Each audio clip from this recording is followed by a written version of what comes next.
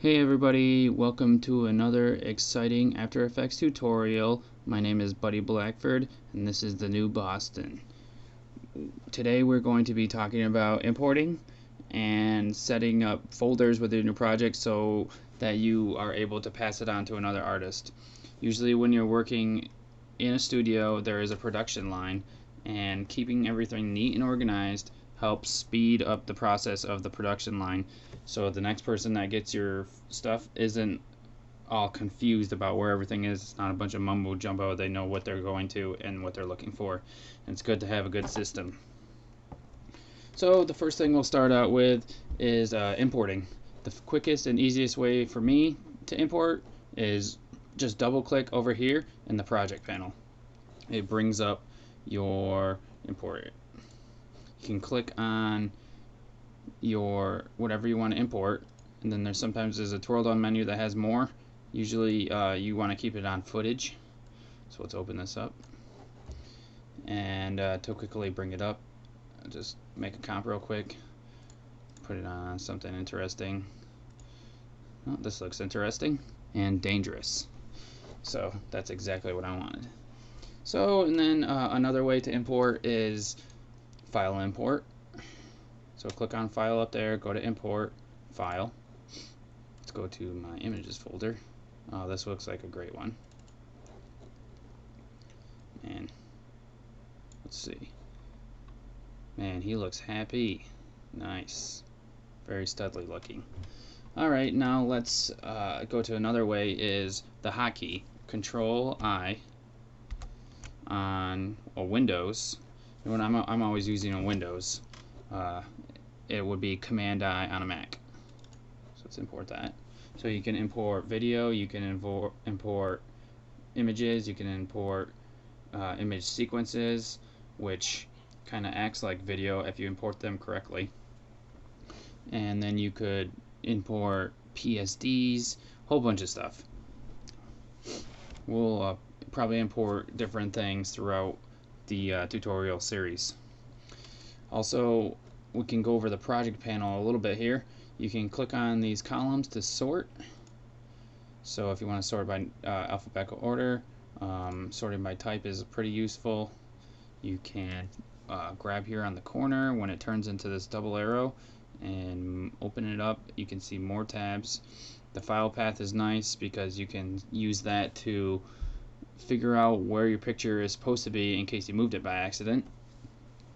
You can click on up here on the corner where there is this is called the project panel settings, and there's different settings here. You can add different columns if you would like. I pretty much just keep it over here by the frame rate, and this is basically the only information I really ever use. Down here, this is the interpret footage button, create a folder button, create a comp button, and this is the project settings button. If you click on it, it brings up the project settings, or you can click on it and it rotates between the different color depths. And this is the delete button, so we can delete whatever we click on there. Use this to scroll down here, obviously. And this is the quick search, so if I type in Bucky, it'll bring up everything that has the word Bucky in it, which is nice. It's very handy if you have a lot of stuff and folders. You can quickly find something, and it's very useful. Now, when I was talking about folders, you want to keep things organized so you can pass everything down the pipeline nicely and there's no problems. So let's create a folder here. You name it. You always want to have a comps folder. Now, if you mess up and you don't type it in correctly, just hit enter, and you are able to just retype it in. But I didn't misspell it, which is good. And drag your comps into there. You want to create images folder. These are the three main folders that you should usually have. And that was the wrong button. And a video folder. You could do video, you could say footage, For images, you could say pictures, whatever your boss wants or whatever you feel comfortable with. So I guess that's a good overview of the project panel here and how to import things, and it's a good idea to remember everything. Oh, there is one more thing that I would like to show you. When you click on, let's say, a movie or one of your images, you get a bunch of information up here, which is very helpful actually.